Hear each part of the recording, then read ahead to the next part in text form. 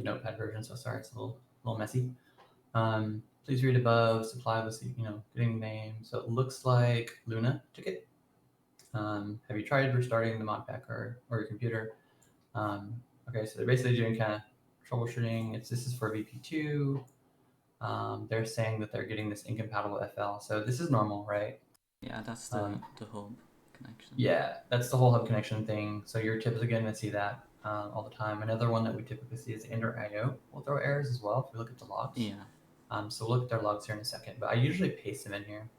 So we can see Merlin jumped in and says, hey, click on this to bring up the server menu. Okay, cool. So now he's trying to connect to the server directly, but he's getting this unknown host here, right? Mm-hmm.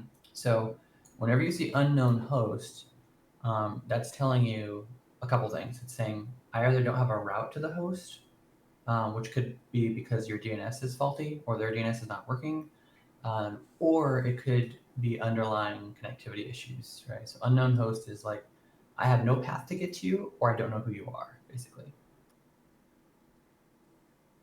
So coming back over here, right, just going through top to bottom, probably should redo this, but in general, I'm looking for IPv6 or 6 errors, anything IPv6 related. Host errors can also fall into this category. So if you see a host error, it's possible that it's v6 related because we don't have quad A records for our DNS entries, right? So our servers don't have quad A records. So if you go out and query on a v6, it's going to have to translate back to v4, which could cause problems because there's no quad A record for the v6 to find. So if it takes the v6 path, which it will always prefer in Windows, that'll cause problems. So that's generally a good that falls in this category here. The other things I'm doing is I'm looking through the logs and just searching for HTTP or HTTPS, as well as SSL, right? Anything that's giving me certificate errors or certificate problems, there's a few things you can do to fix that. Always verify the time zone and all this time stuff is correct, but it could mean that there's cert problems. So that could be another issue why it would come up with like an unknown host. Usually it'll say something different, but it's possible. Any errors that are fatal, right? Let's look for the word fatal in the logs. Those are always bad. In general, you're going to try to remove and clean up as much as possible. Some packs like MCE, I think this was VP2. Yeah, so that it's a pretty cut and dry. But generally, FOMJI, right?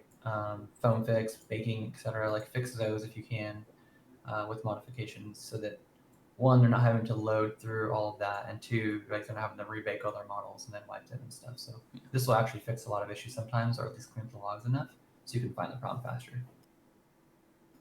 Debug log, right? Review if they have it. That's going to give you more detailed steps. Java flags. Make sure that the RAM is sufficient for things like packs like Terra Nova or very larger packs, right? Minimum 5 gigs. I have some settings I can share too with this. Latency to the router is also another thing. So I think I've shown you this before, right? Test the latency to the router and then test the internet speed. So latency to the router is like from their computer to their router inside the network. So like pinging themselves really. What's that? They're like pinging themselves. You can ping yourself as well to test your local connection to make sure but so I'll show you that here in a second. So like, for example, you can ping localhost if you want, so like this. Right, and that'll ping the v4 local address, and those should all be under a millisecond. So that's testing the network connectivity within the machine to the machine's network layer to make sure that the v4 address is working. And then you could also do localhost too. Notice when I do localhost, it automatically switches to the v6 address because v6 is always preferred in Windows if they have v6 enabled. So it gave me the local host value for IPv6, and you could also ping that way as well. Right, so I can ping. So this is local 127.0.0.1 is localhost for IPv4. 001 is localhost for v6. So if this responds, this is actually a good way to test. If you say, hey, do you have IPv6 enabled? One way to check is just ping, ::1, which is the local prefix or suffix for v6. And if that returns, then hey, they probably have it on. probably going to cause some errors potentially if you see unknown host types of things in the logs or if they report it. Or you can ping localhost and it will try to resolve it, and it will prefer whatever is in the local, the what is it? Shoot, what am I thinking of? The host file. So this is what actually comes from the host file. You can override that and things like that. So that's testing v6, as well as pinging the local host to make sure that the machine isn't having problems. If for some reason these have issues and if they're greater than a millisecond, or if they get like non-responsive like this. All right. Oh, hang on, not that one. Sorry. So now it actually give me something, but what's something I can ping that won't respond? Okay, it's a bad one. Basically, you'll see a no reply from host as a line item. So you'll get like a star, or it won't reply back. I'll give another example of something I could ping that won't work.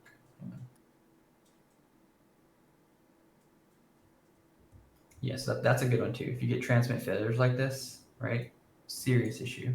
Trying to do 7.0.0.2. No. So what's another good one I can try? General failure. That's another good one too. What would the usual causes of those failures be?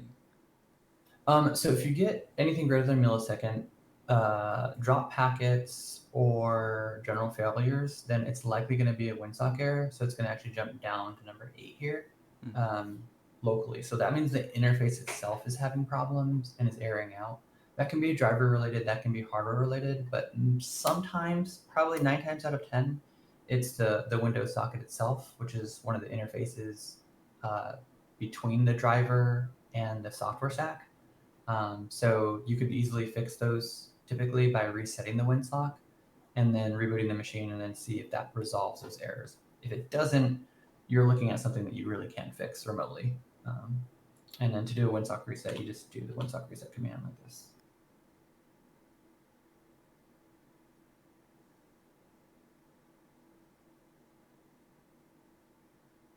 There you go, type it up. Yeah, so netsh WinSock reset, it'll say, hey, make sure that they actually run it as administrator. Notice I didn't, so have them paste in the screenshot of what it is, because if it says this, they'll think, okay, I ran the command, it's working, right? If it says a request operation requires elevation, that means UAC is turned on. UAC in general is turned on by default in Windows, so just run cmd as admin.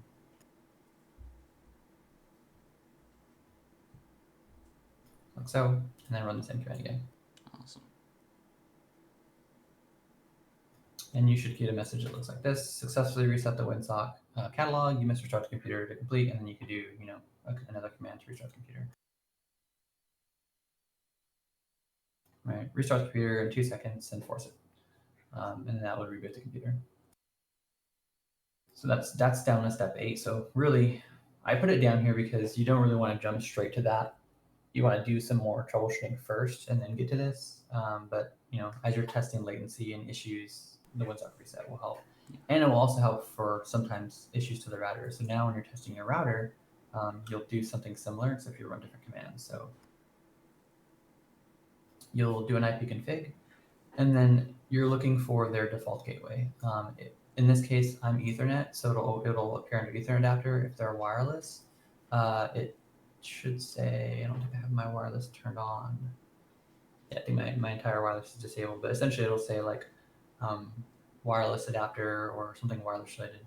Either way, look for the default gateway. It's usually 9 times out of 10 a 192.168 value, unless they changed it. And then you want to ping the router. So now what's happening here is you're trying to test connectivity, leaving the machine, going into their local network. So let me do that now. Or yeah, does that make sense? Yeah. I don't think I have whiteboard installed on here, so I guess I can just do paint. Probably should just use PowerPoint because I have it. So yeah, actually I'm just, just draw here real quick. So that's the user. We'll put them in their machine. So this is their machine. So So this is their router. Mm-hmm. And then let's just say complex gaming is going to be out here.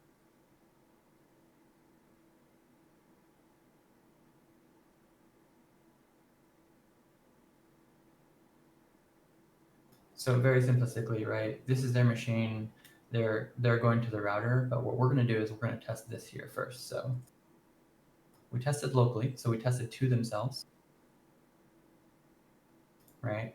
Now we want to test to the router. And we expect to get a response back from the router that is adequate. Okay, so let's do that now. So we're going to take this address. And we're going to ping it. In general, if they're wired, if they're on an Ethernet connection or a local area connection, right, also wired, it should always be less than a millisecond. If for some reason this is not the case, there's a few different reasons why that would be. So everything's nominal at less than a millisecond.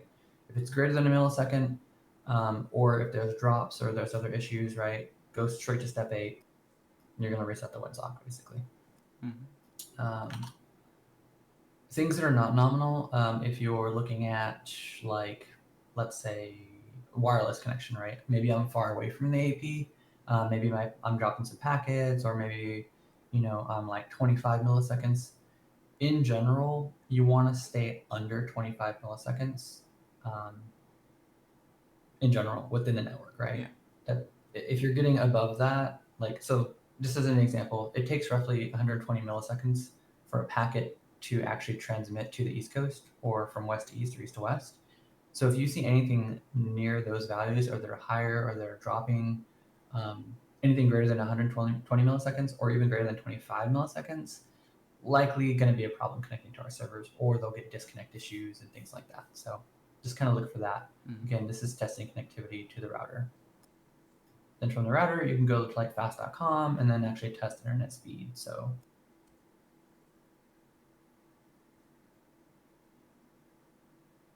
this is testing the connectivity out to the internet. And then we don't really care about uploads. This is really just download. So I'm almost at a gig, or 94 megabytes per second. So pretty good. So that's kind of step 7 overall. Mm-hmm. Yeah, so again, WinSock reset over 25 milliseconds. That's what you're looking for.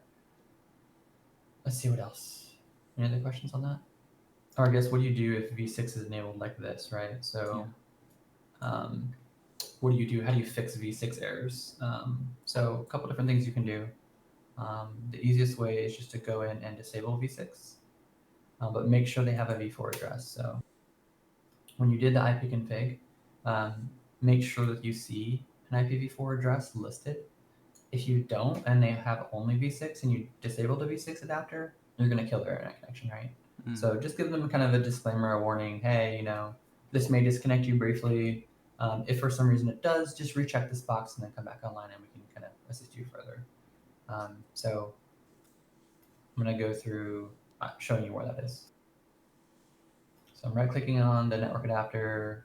I'm coming in here. This is what it looks like normally. And then you want to go into the network and sharing center. You could also just type that in the search and go straight to this as well. Within the network and sharing center, you can kind of see this is going to be their network. It's usually just a random number for the type, but the connection type will change here. If you click on change adapter settings, it'll bring up this window. Here's where you can kind of see the difference, right? See, I have a lot of stuff in here. Most people won't have this much stuff in here. Yeah. In this case, you're looking for the one that doesn't have the red X on it, and it isn't and it usually has the physical card. So it'll say like Intel, it'll say like Broadcom, or it'll say something on the very bottom down here. So if you're unsure, just get a picture. You're looking for the one that has the hardware address. If it says incoming connections or client connections, that's not the correct one. If it says like log me in, or if it's a VPN, NordVPN, anything like that, not the correct one. If it says virtual Ethernet adapter or anything virtual, also not the correct one, right? Bluetooth, no. TeamViewer, no. So it'll always say like the hardware name in it. Okay, so we're gonna open this up. Generally, it'll tell you in this screen as well if they have network access to IPv6. but I just go straight to properties from here. And here you can see there's a whole bunch of checkboxes. All we really care about is the V4 and the V6 checkbox. Okay, so in this case, I don't have V6 enabled on this adapter, but if I did, right, it would look like that and be checked. And so all you want to do is ensure on this screen that they have V4 checked, and then inform the customer or the person with the submitting ticket to say, hey, this may disconnect you. If it does, just recheck this box and then come back online. Otherwise, your connection will be restored momentarily, and then we can continue troubleshooting. So what's going to happen here when I check that? Actually, let's go take a look at what happened.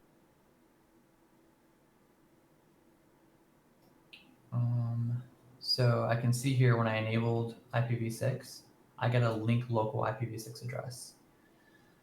So not to get too crazy into IPv6 stuff, but essentially you have a prefix value. The prefix value, if it's FE80, is what's called a link local address, which means it was defined automatically, right? It's an auto-assigned IP, just like for v4 169 values. So if you see FE80, that means the router didn't actually give this to me. Windows automatically assigned this address to me, therefore it's not coming from the router. If it comes from the router, it'll usually start with a 2 and be like 20 something or 2000 something. It can be a prefix of anything other than FE80. So just note, most routers now are broadcasting DHCP for v6. So that will allow them to connect out to the internet and allow them to communicate with their ISP. So you're looking for anything other than FE80. If it says FE80, likely not going to be an issue. And then you can just come in here and just uncheck the box. Uncheck the box, hit OK. Right, and now it went away. Right, and that will allow them to remove those host errors. So why does this happen? Well, what's actually going on here, right? Because right now we're only looking at like the network layer, the third layer. We're not really looking at up a little higher at DNS. So coming back to here, they said unknown host, right? So that was my key to say, okay, unknown host, likely it's a v6 problem. Likely there's, going to be potentially DNS in play here, kind of things like that, right? You can see, oh, you jumped in this one too. So chicks in here, right? Trying to play it back correctly. You're going through. Here's the value. Okay, somewhere in here, someone added an Alex. Or maybe I was pinging you on the side. I'm not sure. Yeah, it looks like you started taking them through stuff, which is good here. Good. Yeah. Let's see, where are we? Okay. Using correct IP, using correct version, error unknown host. All right. So I think I got added like right here somewhere. I think, because I don't see my name in here. So I'm guessing I got added there. So we need to look at why that's not showing. But so I looked at the logs. I had them open CMD and then I had them run the following. So I did an NS lookup to the server they're trying to go to. So in this case, in my mind, because I saw this one word that said unknown host as the issue somewhere here, yeah, right here, I immediately jumped up the stack and went straight to DNS, right? Assuming that all the other stuff had been done or that likely it was going to be a DNS problem. Okay, so let's look at DNS. So what happens here when we go to a router and we tested all this? Okay, so we went through, we tested connectivity, right? We did all this stuff. We confirmed latency is good. We did any WinSock errors if we needed to. You don't always need to do this step. So if you're not getting drop packets, you're not getting greater than 25 milliseconds, you don't have to do this, right? Don't do this, don't make them restart. Okay, so now what? Let's look at DNS, because I don't think I have DNS stuff in here. Yeah, I don't have DNS stuff in here. So let's cover that. So we're going to do ipconfig, we're going to add a switch to it. So this is going to give us a lot more information. You can see here, right? So we're looking for, again, same Ethernet adapter, Ethernet. A lot more information here. We can see the physical card here now, who the vendor is, get MAC address and all that stuff, right? First three will always be the vendor, the other ones are randomized, blah, blah, blah. All we really care about is the DNS servers. Most routers nowadays, the DHCP server will come from the router, and the router will actually be the DNS server. So when you go to resolve something, right, it's actually going to go to the router to actually figure out, hey, where should I go? Or what should I do with this packet for name resolution, right? So domain name resolution is DNS. all of our servers kind of have, you know, a URL that you go to, and that's kind of how the internet works, and yada yada. So going back to our drawing, right? This is looking at kind of the packets we tested ourselves. We tested the router. We received a response that looked good. But now we need to figure out is what is happening here, right? We tested latency, and there appeared to be a good connection to the internet, but something appears to be failing in this particular ticket from the router to Complex Gaming, right? So how do we test that? How do we see what's happening here at this level here? And NS lookup is another tool you can use to do that. So let's go take a peek at what happens with that.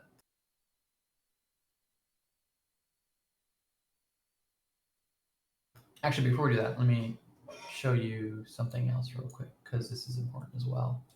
Our URLs don't give you the actual ones typically. So this is our public one that we say in like IPs, right?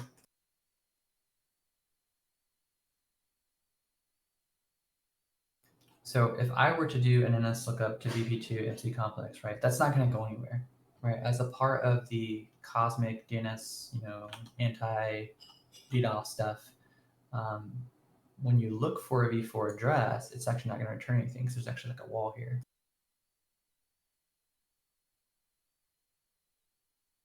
That should have been a square.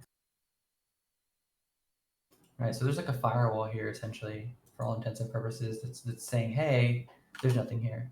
This is why v6 freaks out and why we have problems sometimes is because this strategy of hiding the IP and masking it means that you have to do either a recursive DNS search or you have to do a broadcast to find the v4 address. And v6 doesn't care. v6 doesn't do any of that, right? If I were to just turn off v4 and do v6, v6 is just going to throw up and be like, I have no idea who that is, because there is no AAA record for this that exists, right? This is a CNAME record, or this is a just an A record somewhere, likely a CNAME because it's named this way. So what we can do is we can kind of look and say, okay, well, where does this go, right? What does my computer do? Because I need to get an IP address. So let's take a look what happens.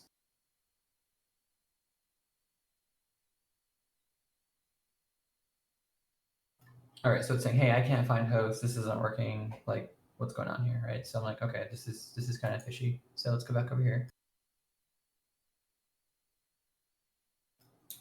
So what I usually do is I will try to connect to the server itself and then look at the logs to see where it connects to. Usually the ping actually works. I'm not sure why that didn't work.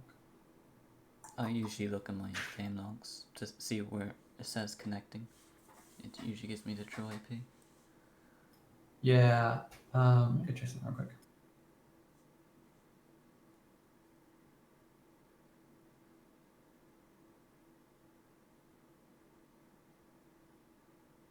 Yeah, that's right. So yeah, it's weird. Usually an NS lookup. Oh, I did NS. Yeah, I did NS lookup. An NS lookup will return it. Let's see. What is the Google DNS servers? I'm gonna look at the Open DNS servers. 1 second.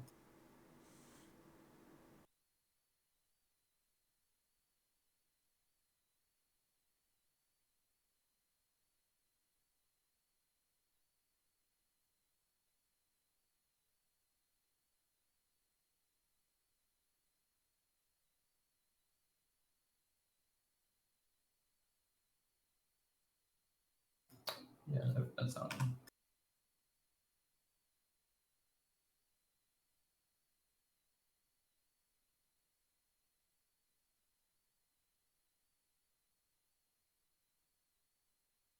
Yeah, that's strange. So this clearly will be like my host isn't even resolving this, right? So kind of not good. I think what's happening here is it's not actually doing the broadcast. So, but the ping should have returned something. So in general, if you were to ping it, you would get like the list of stuff, very similar to like you would get for any of these other ones. Like let's do MC Eternal as an example.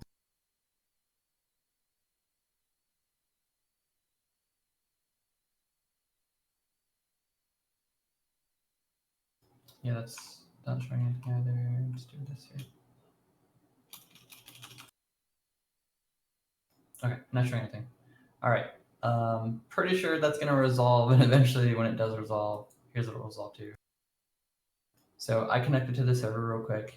I just looked at my existing logs, I think, and I saw, hey, here's the actual address that the client is trying to connect to, right? So let's try that one, because I know that one will work pretty easy.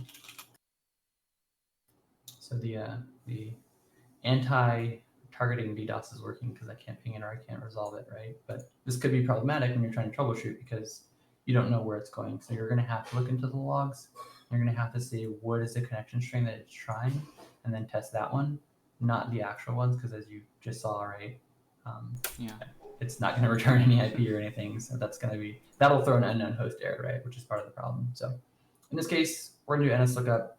We know they're trying to connect to here to this actual address because it like the Cosmic proxy should have given us this value back when we communicated with it. Again, it's like a reverse DNS lookup or a broadcast to get this value, and then it will come back and return this value here. So we looked it up. It said, hey, here's a non-authoritative answer. Here's the proxy, so we can see we're hitting the firewall, right? So that's this guy. This could be a load balancer. This could be like a Bungie server or whatever. I just call it a firewall because for all intents and purposes, that's kind of what it's acting as. And it's going to take you to kind of all of our internal servers. And based on one of these endpoints, right, it's going to actually redirect you to the actual server. So likely it's going to look something like this.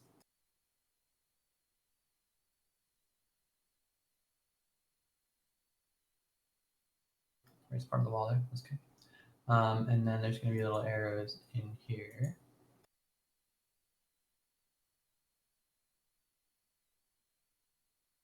And realistically, right, there's multiple endpoints, but I think you get the idea. So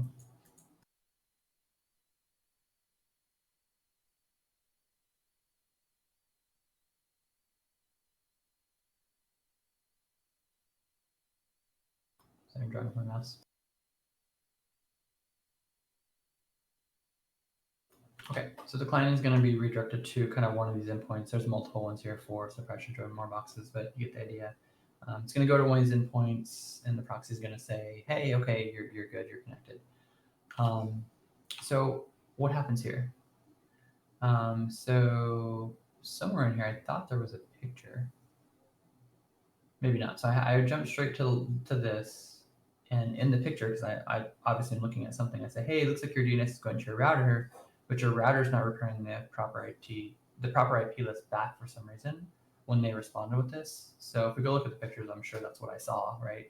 They ran the command, they showed me the output of the command. The command is saying, hey, it's doing something like what mine was doing, which is I can't find this location, or there's unknown hosts, or there's nothing for me to return.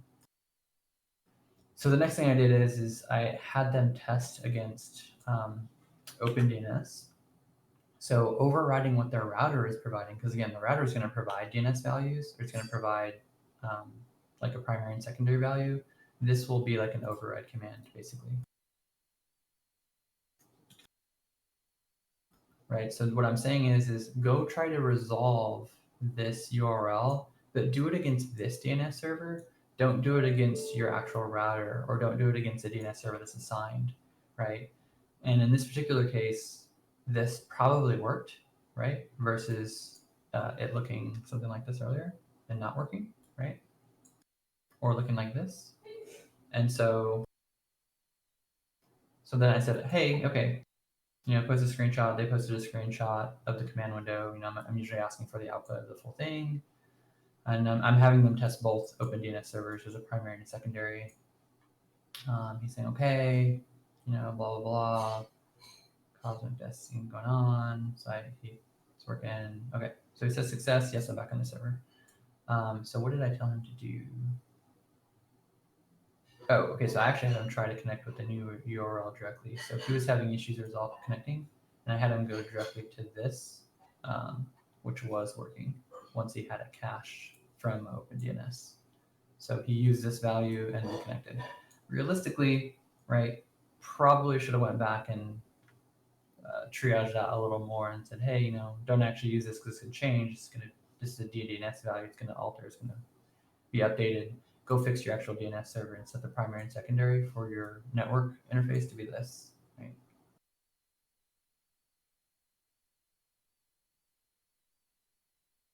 And you can do that in here. So in the TCP IPv4 properties, you can have them set their DNS server to be whatever this is.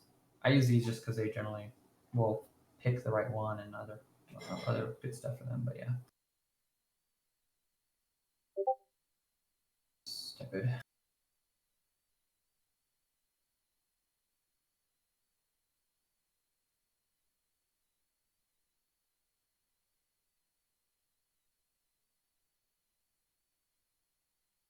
So now when I do an NS lookup to something, right now it's going to be OpenDNS resolver giving me the response back, not my router. Like so, right? This is an easy fix because, again, I saw unknown host, tells me, okay, it's probably a DNS problem. In this case, it was actually the router not able to respond back or figure out how to get to these paths just because of the way we have kind of the Cosmic DNS and the proxy setup and things like that. So. Okay, so if you're still here and you haven't fallen asleep yet, other things to look for is wrapper errors. If you see in the log file that it says like wrapper error or the word wrapper, usually that means the file path may be too long. Twitch likes to put stuff in like really deep folders, and that'll usually cause issues for Java. So just reinstall it at the root of C or D, uninstall the pack, uninstall Twitch, reinstall Twitch, reinstall the pack, and then put it to the root of the drive or the root of an access drive if they have one, just to shorten the path file instead of putting it in app data. Mod corruption is another one, right? Sometimes Java files or the mods will get corrupted, or there'll be UAC issues when the pack downloaded.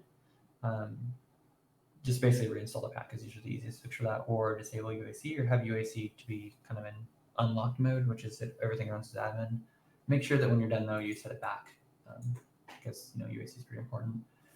SYN packets as well. So this should probably be moved up as well, but you want to verify that there's no firewalls stopping the connection. So if they're getting SYN packets, that means there's a firewall somewhere. It could be their local firewall. It could be a firewall on the router. It could be a firewall from their ISP. So back to the picture, firewalls can happen here.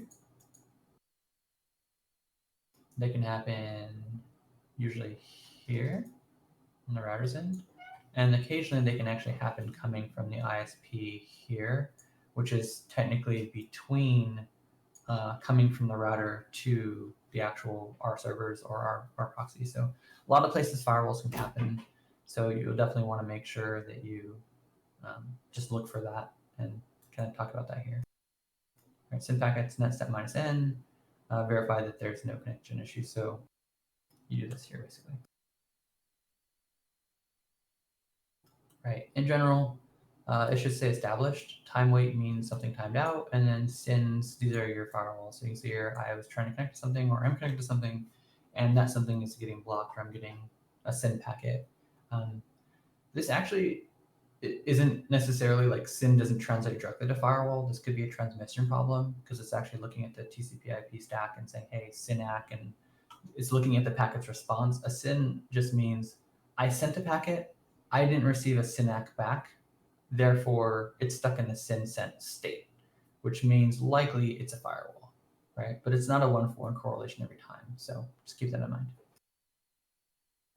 Yeah, so if you see this, then check your firewalls because something's wrong, and then try and resolve that. Windows firewall, tracer, and things like that. Awesome. So this ticket's resolved. They use the direct path, and getting this cached in their DNS allowed them to talk to the server and get everything good. And then he said, hey, I'm connected. So I marked it as, I think resolve confirmed or resolve unconfirmed. I don't remember.